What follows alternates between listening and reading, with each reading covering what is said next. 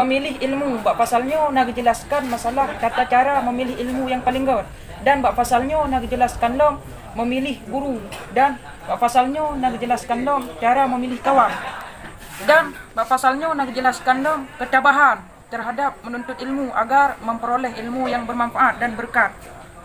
Yang bagi sepatutnya bagi penuntut ilmu bahawa berji pilih titip ilmu daripada titip ilmu yang paling good.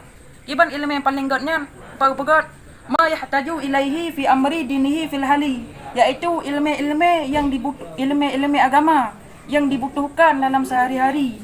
Dalam sehari-hari ji lagi contoh sembahyang, berwudu. Yang ilmu-nya nilai budi pendahulu oleh penuntut ilmu. Kemudian baru dia menuntut ilmu-ilmu yang diberhajat lagi bak masa yang akan datang. Contoh haji dan zakut. Dan sepatutnya bahawa oleh penuntut ilmu diperdahulukan ilmu tauhid dan dituri penuntut ilmu tersebut Allah dengan dalil. Gitu.